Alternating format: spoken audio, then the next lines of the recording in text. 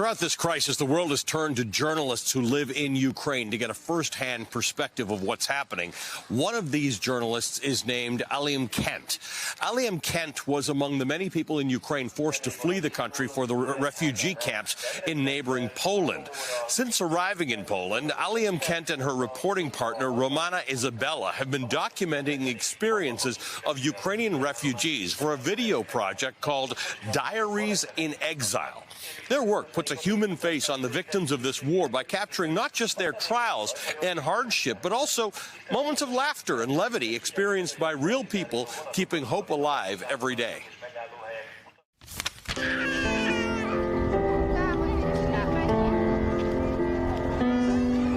How did you get a piano here? It's mine.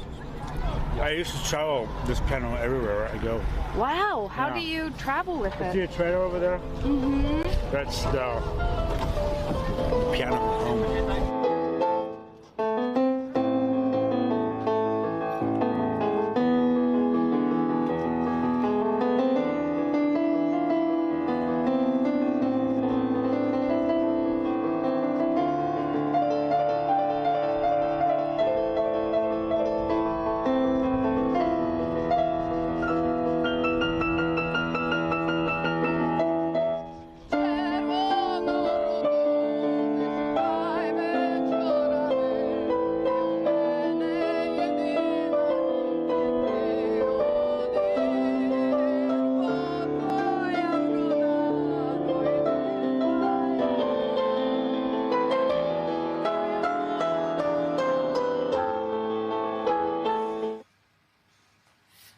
Joining us now is Ali-Alem Kent, Ukraine-based journalist and producer of Diaries in Exile. Ali-Alem, thank you for being with us. You are seeing things I'm trying to capture. You're doing it much better than I am, but you're capturing the humanity of these refugees. You are taking them away from being an abstraction, because when people hear, you know, 1.5 million refugees or 2 million refugees, it's hard to understand that each one of these are individual lives lived.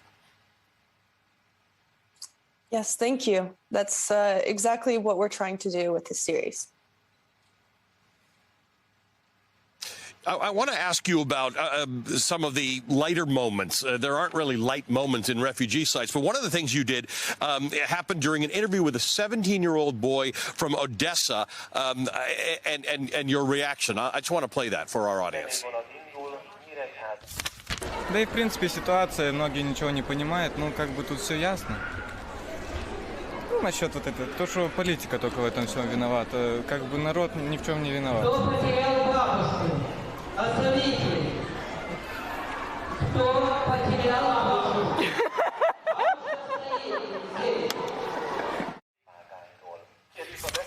I'm at a train station, so I'm getting constant announcements like you can hear now about the next train coming in, but you got an announcement about who lost their babushka.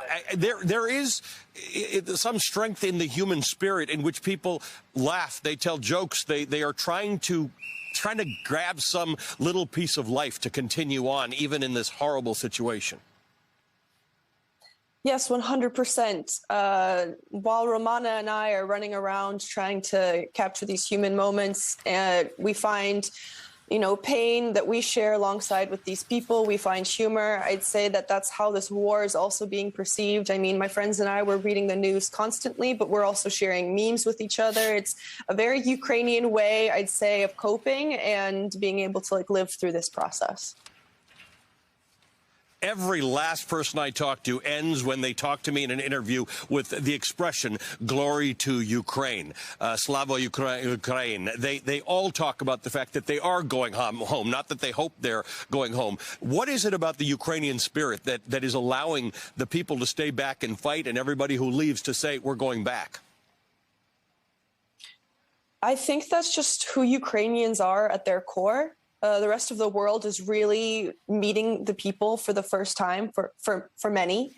And that is one of the regular themes, I would say, from all of the people we have spoken to. They have indeed said that they're all planning on returning home.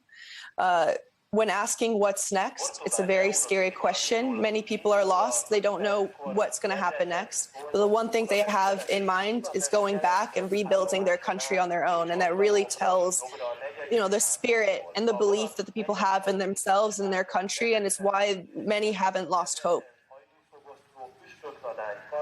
Tell me what you want Western audiences to understand. It becomes very hard when we report, as I say, on these mass numbers and these people who are going out. What do you want people to understand about Ukrainians through the work that you're doing? I want people to understand that Ukrainians are just like anybody else, but they are their own very unique individual people. They're different from Russians, even though they're Russian-speaking Ukrainians. They're different from the people in the countries that they border, which are EU countries, and they're trying to, progress towards a society. So it's a constantly changing culture, constantly changing country, and they're being attacked for their beliefs of freedom and democracy. So that's really who they are as people. I'd say that's why you're seeing how they're reacting now. So I'd hope that people are inspired meeting the people and continue to support. Ali-Alem Kent is a journalist and producer of Diaries in Exile, which you can find on YouTube starting today. Ali-Alem, thank you for your time tonight and for this project.